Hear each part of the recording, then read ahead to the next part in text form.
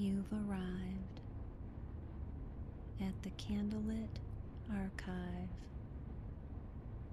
a place that does not appear on maps and does not exist during the day.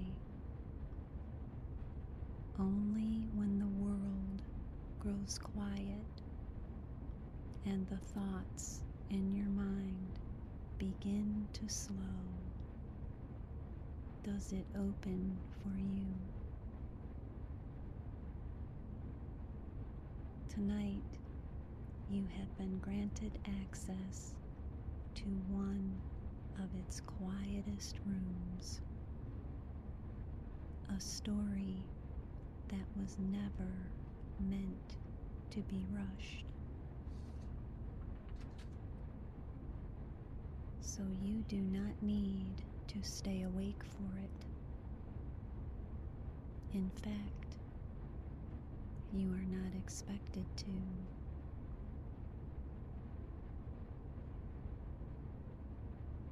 Just listen as long as you can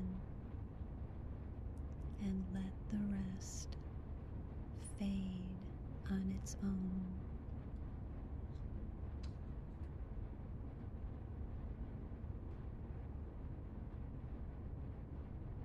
There are some rooms that do not echo.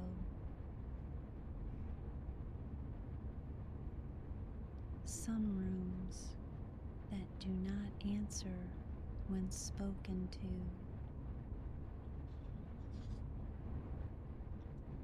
And then there are rooms that listen.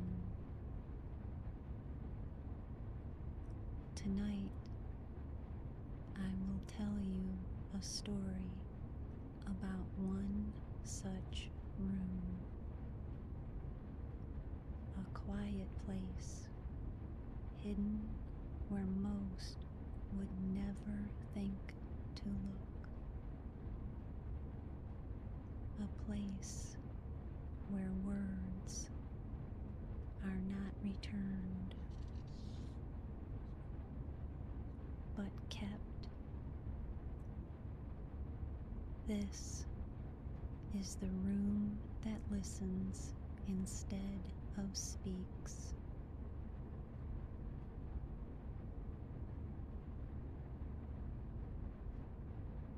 There was once at the far edge of a narrow, winding village a house that leaned slightly to one side as though it had grown tired of standing alone. Its windows were tall but rarely open, and its doors, though never locked, were seldom used.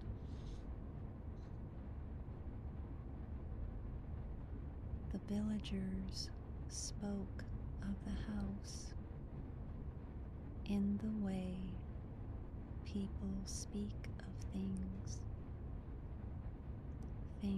they do not quite understand. Quietly, carefully, and only when necessary. They said the house was older than memory, older than the cobbled road that curved toward it, older than the lanterns that flickered each evening, and perhaps older than the village itself.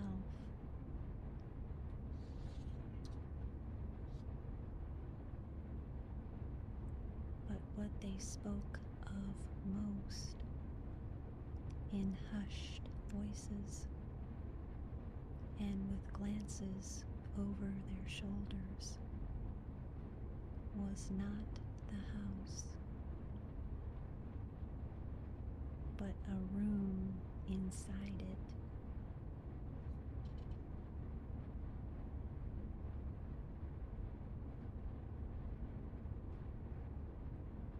No one could say exactly where the room was. Some believed it was hidden behind a door that appeared only at dusk.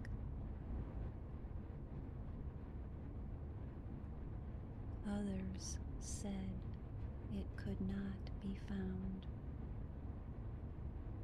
only by those who were not searching.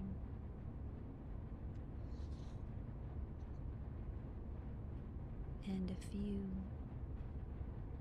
just a few, claimed they had once stepped inside. They never spoke of what they saw, only this, that the room did not speak. It did not echo, did not creak, did not sigh with the settling of old wood. Instead, it listened.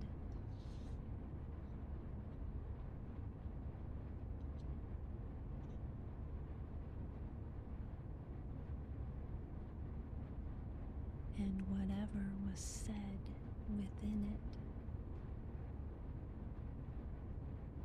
was never heard again.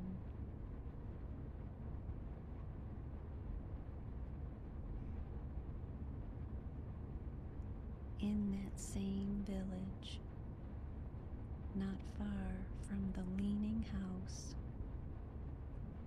lived a woman named Elin. She was not particularly old, nor particularly young, but she carried with her the quiet weight of unspoken things, unasked questions,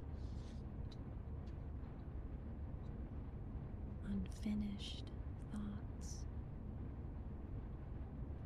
words that had never quite found their way into the air.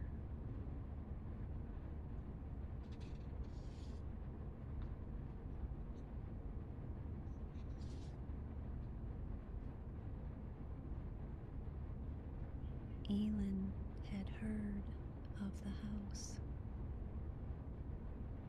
Of course she had. Everyone had, in one way or another. But she had never gone to it, not out of fear and not out of disbelief, but because there are some places one does not visit until something within begins to quietly ask.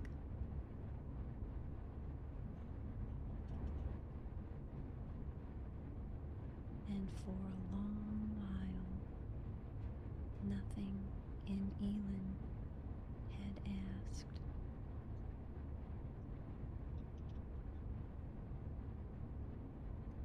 Her days passed as days often do, in small, ordinary rhythms. The turning of a page, the soft clink of a cup, the hush of evening settling gently over the rooftops.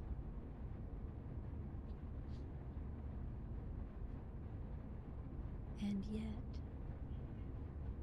within those quiet hours, there were things she did not say, thoughts that formed but did not finish, feelings that rose only to drift back down again, like leaves that never quite reached the ground.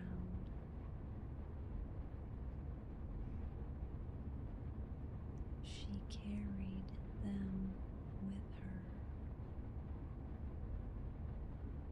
not heavily, but constantly.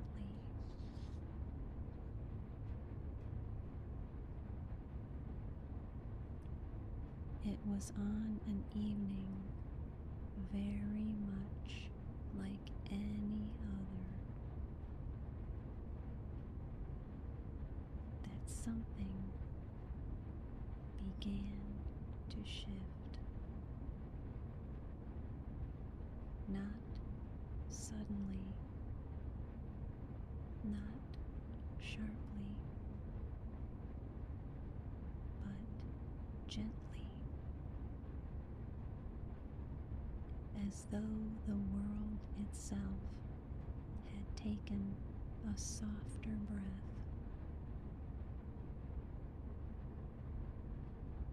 The sky was deepening,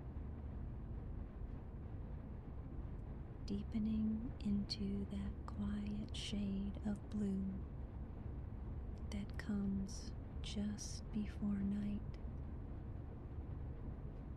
when the first stars begin to remember themselves.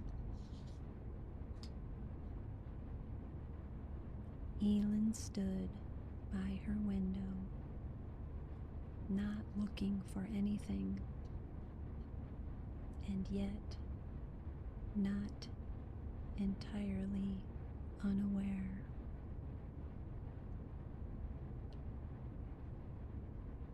And there it was, not a sound, not a voice, not even a thought fully formed, but something quieter still, something like an invitation without words.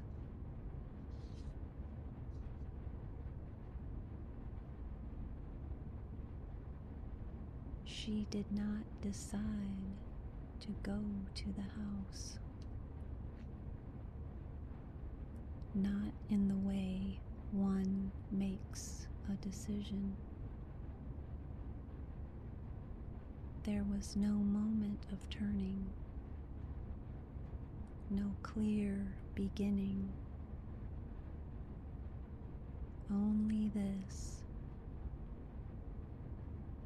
that a little while later she found herself walking down the narrow path, past the lantern that flickered just slightly in the breeze. Along the curve of the road that most rarely followed. Her steps were unhurried, uncertain, but not resistant, as though she were being guided, not by something ahead,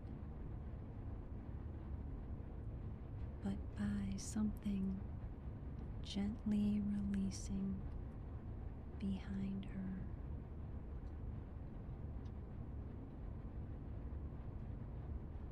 The house appeared as it always had, leaning just slightly, waiting, though not expectantly. Its windows reflected nothing, nothing but the dimming sky, and its door stood closed, but not unwelcoming. Elin paused, only for a moment, not to gather courage, but to notice how quiet everything had become.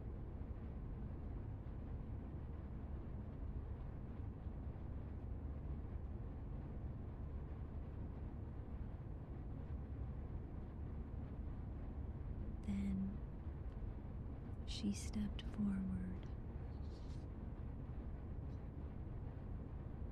and the door opened.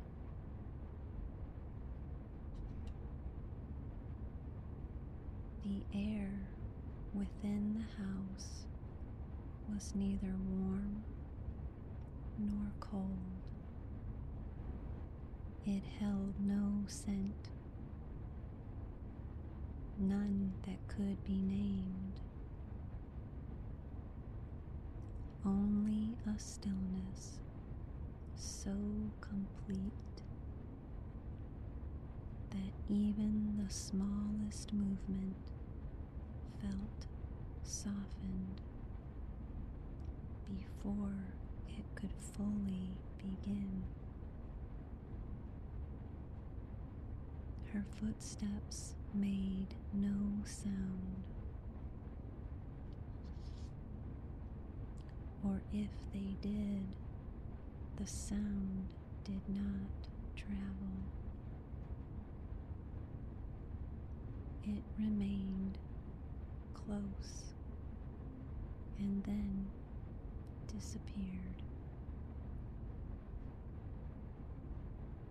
She did not search for the room, and yet she moved as though she already knew where it would be.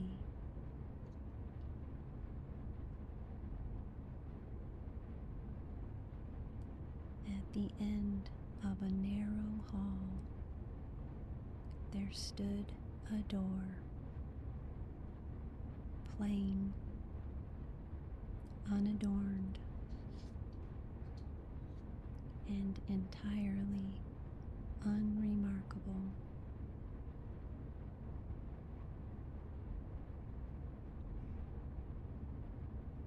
It was the kind of door one might pass 100 times without ever noticing it had been there at all. And yet, now it could not be unseen.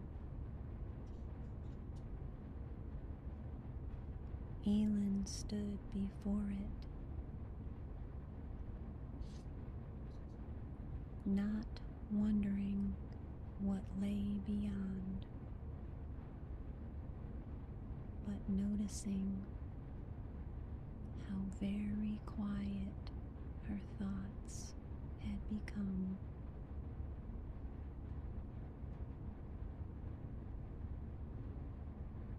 There are moments that do not feel like moments, but like a soft threshold between one kind of quiet and another. This was such a moment. She lifted her hand, not quickly, not slowly, but simply as it wished to move,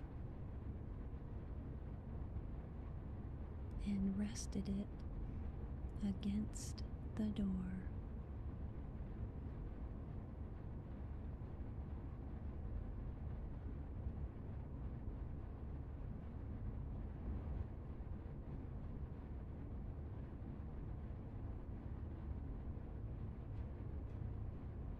The wood was smooth, still, listening perhaps, and then, without effort, without sound,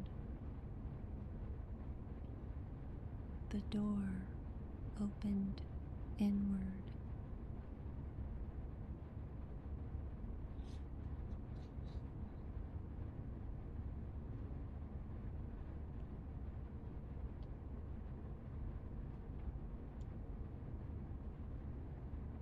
The room beyond the door was not large,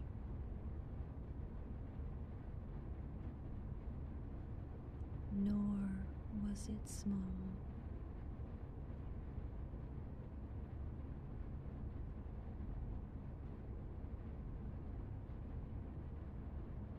It seemed somehow to be exactly the size it needed to be.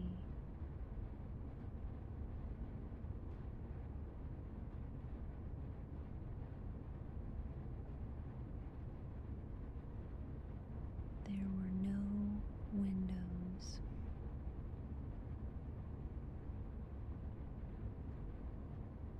no lamps,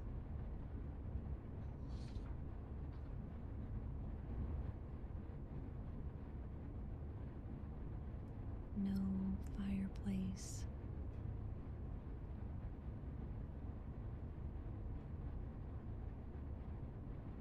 and yet the room was not dark.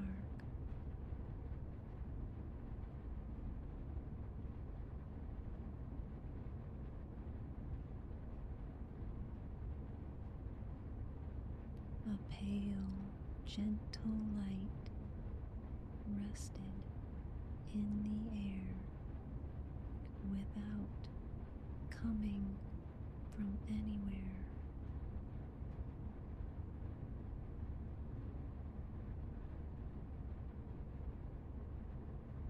It touched the walls softly.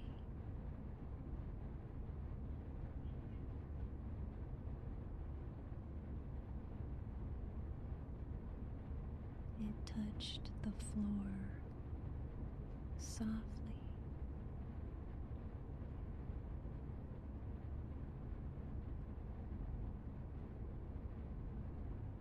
It touched Ellen's hands as though light itself knew how to be quiet.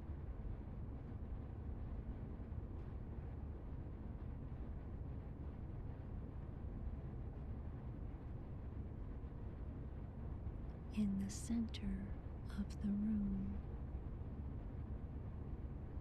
there was a chair.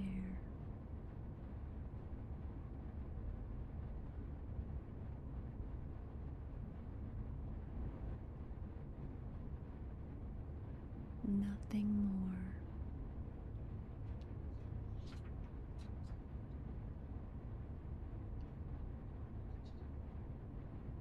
A simple chair made of wood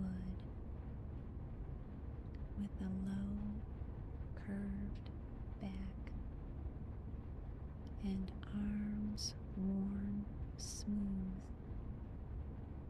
by hands that may or may not have rested there once. Elin stepped inside.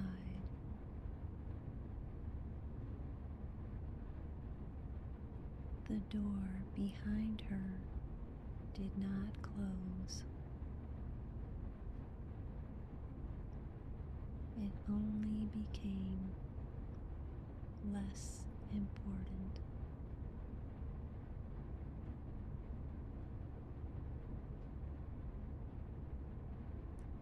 For a while, Elin stood still, not waiting, not thinking, only noticing that the room was listening.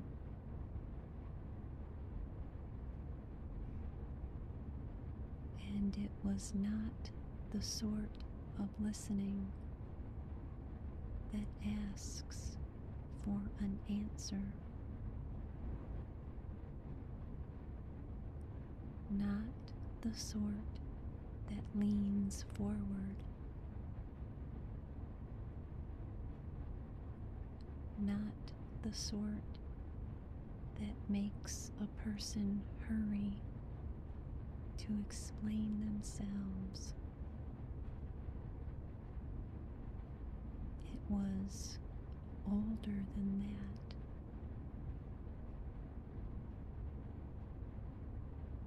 softer than that.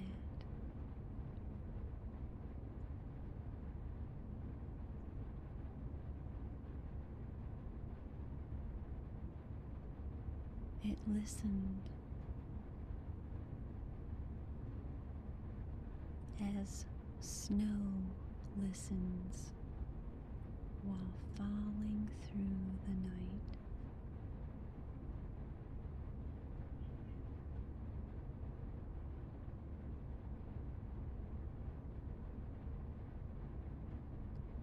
As moss listens to the slow rain.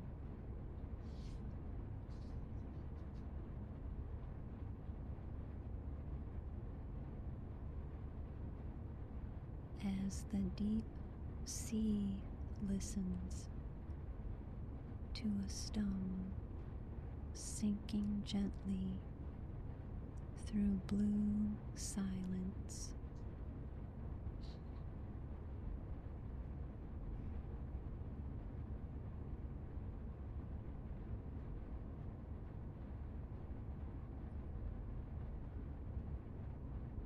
Elin sat down. The chair did not creak. The floor did not answer. The walls did not echo.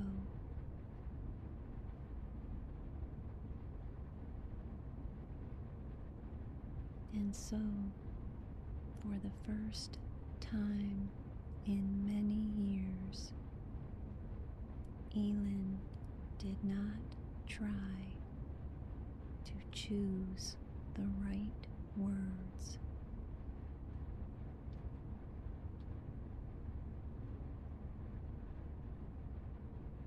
She simply breathed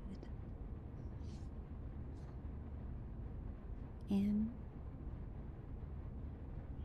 and out, in and out.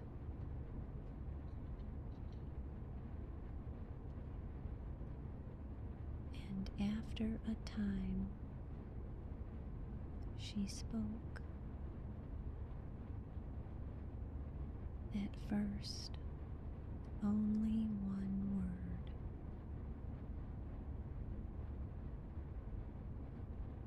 A word so small it might have been mistaken for a breath.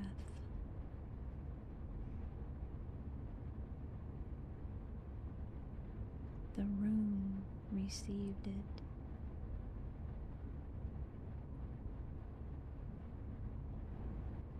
Not swallowed, not answered, received.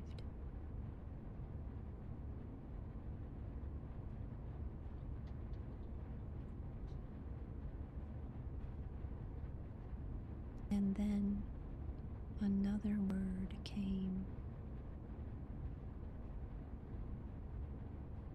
and another.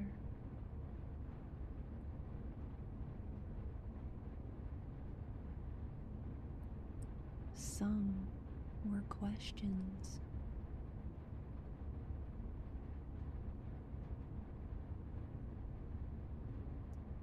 Some were memories.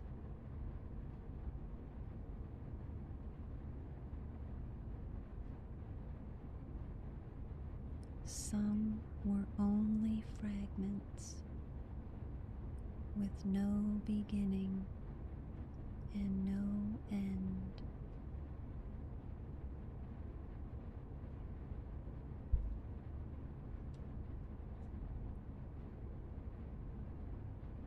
She spoke of mornings that had passed too quickly,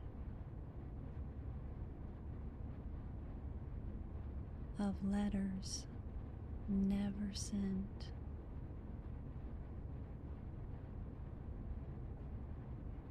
of doors she had almost opened, of names she no longer used but had not forgotten.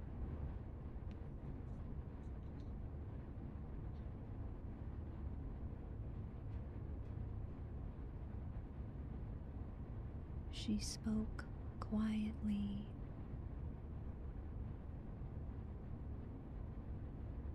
then more quietly,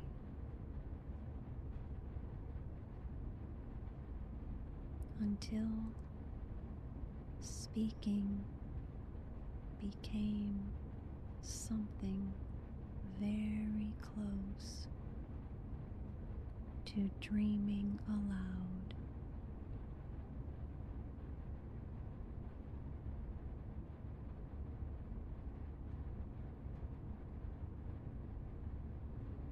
And the room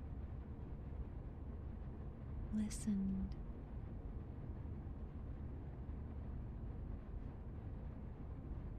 It did not comfort her.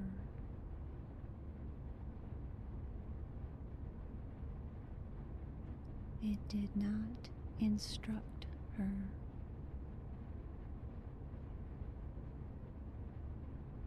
It did not promise that everything would become clear.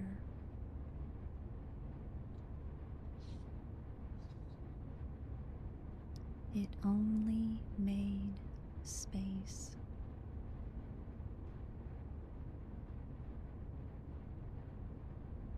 And in that space, her words began to change.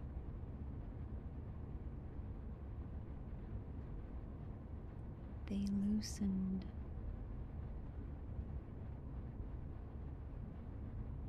They thinned.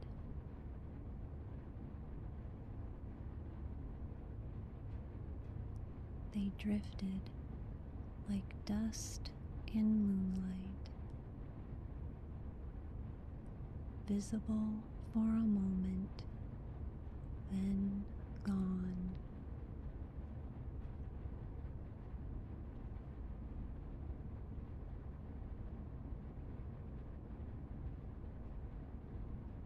Elin did not know how long she remained there. Perhaps minutes,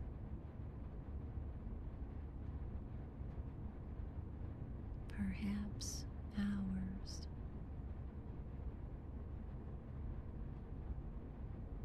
perhaps the length of one long, soft dream.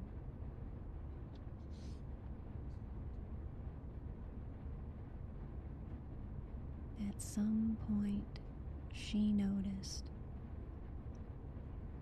that she was no longer speaking, not because she had finished, not because there was nothing left, but because the silence itself had become enough.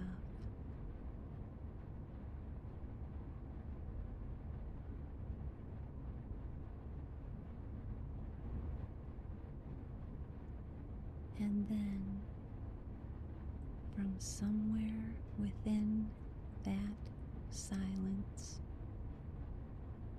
came the faintest sound.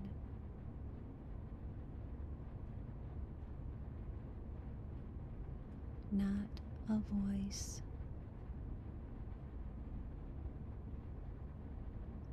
not an echo,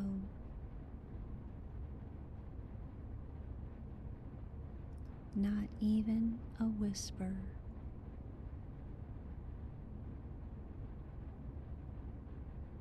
Only something almost like the memory of a page turning.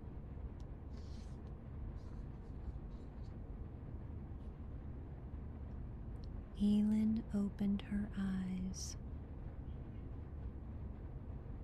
She had not known they were closed.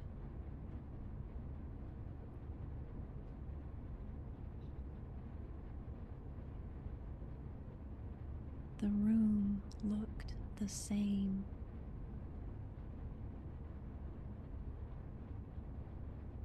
The chair, the pale light, the walls waiting without waiting.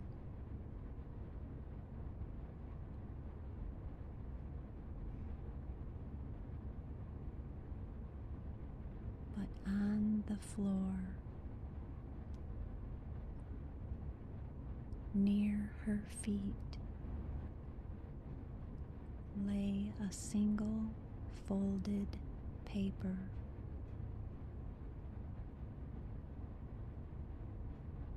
She did not remember seeing it fall.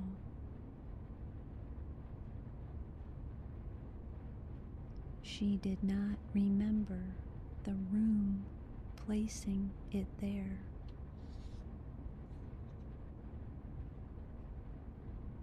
And perhaps it had always been there.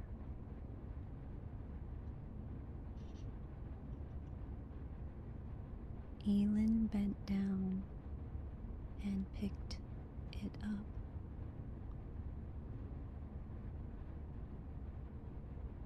The paper was warm, not from fire,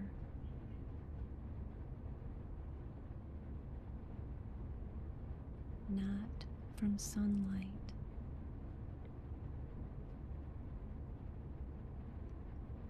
but from being held by something gentle.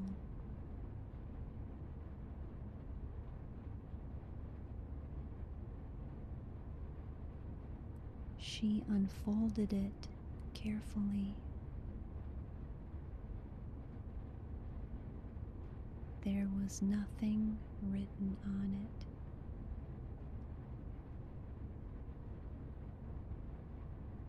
Only a blank page creased through the middle once and faintly scented with rain and candlewood and smoke.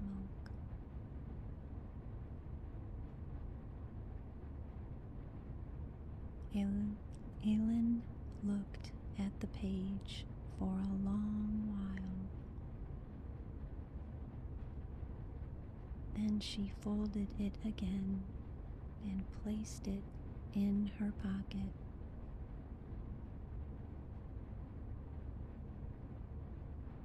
When she rose from the chair, the room did not change. The light did not dim. The door did not call to her. And yet, she knew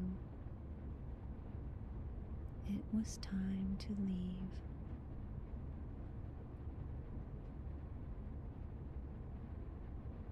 She stepped back into the hallway.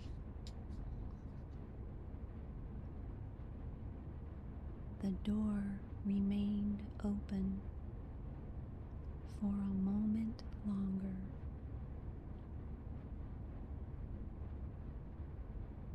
And then, without sound, without hurry, it was simply closed.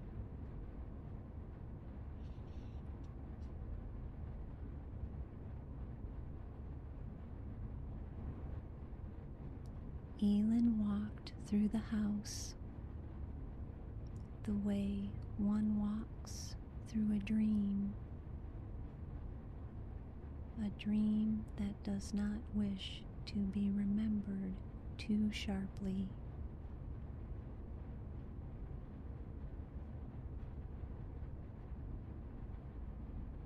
The hall was narrow.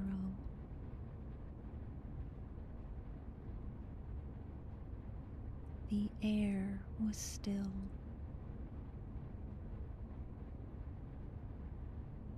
The front door opened before she touched it.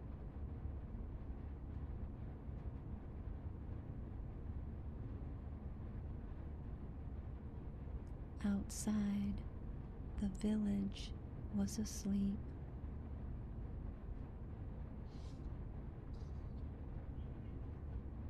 The lanterns had burned low.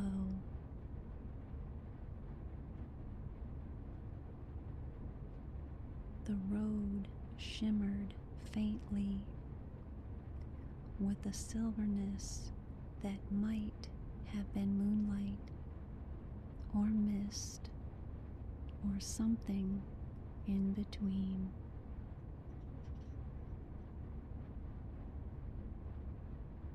Elin walked home, not changed exactly, not healed exactly, not made new, only quieter, as though some room inside her had also learned how to listen.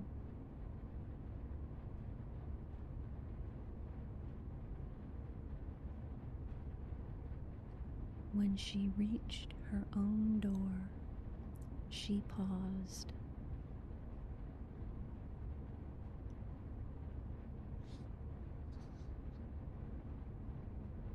The sky above the rooftops was deep and blue. The stars seemed far away and very near.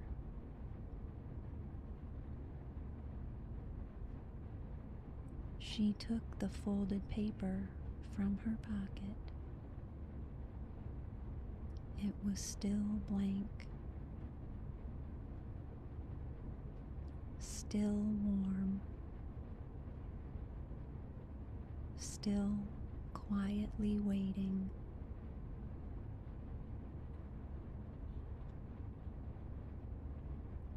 She placed it on her bedside table beside an unlit candle and a book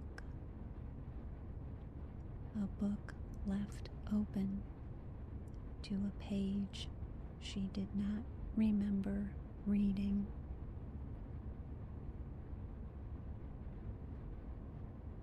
Then Elin lay down and listened.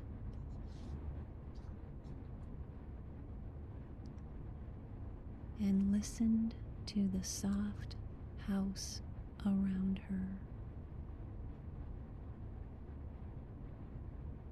The walls settling, the floor resting,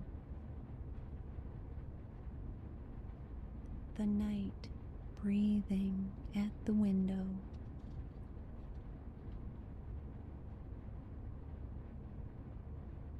And just before sleep, when thoughts became light and the world begins to loosen, she wondered, not fearfully, not urgently, whether the room had kept her words or returned them as silence.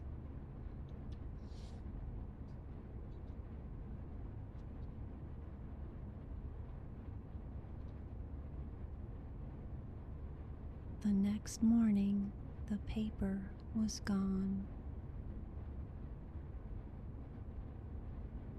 Or perhaps it had never been there. Only the bedside table remained. The candle, the open book, and beneath the window where dawn rested softly on the floorboards, there was a single line of dust, shaped almost like a doorway.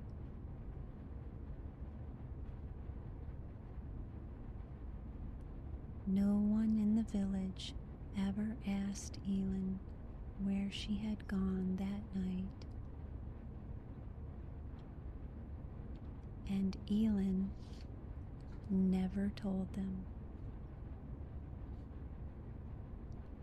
But sometimes, in the quietest hour, just before sleep, when the world grows gentle and even the old walls seem to breathe, she would close her eyes and feel again that pale, listening light. not calling, not answering, only there. And somewhere, perhaps in the leaning house, perhaps beyond it, perhaps only in the soft, unvisited rooms of memory, a chair waited, a door remained plain, a blank page rested folded where no hand had placed it, and the room that listened instead of spoke went on listening to the village, to the rain, to the pages turning, to the sleeping houses, to the candlelight lowering itself into gold. And perhaps, if one were very quiet, quiet enough to ask, quiet enough not to answer, quiet enough simply to be received, one might find it, not by searching, not by calling, but by walking softly when the evening turns blue, past the lantern, past the bend in the road, toward the house that leans slightly as though tired of standing alone. And there, at the end of the narrow hall, behind the door that was always there, and the quiet would open, and the room would listen.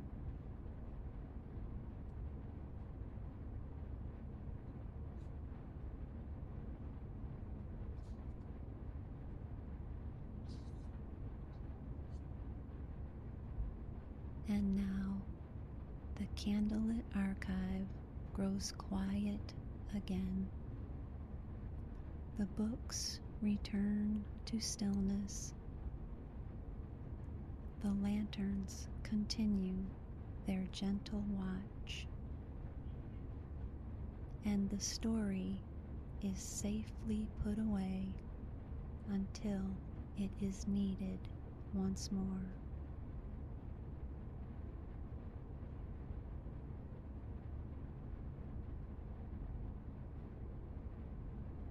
You do not need to finish this moment awake. You do not need to hold on to anything from it. Only rest. Only slow down.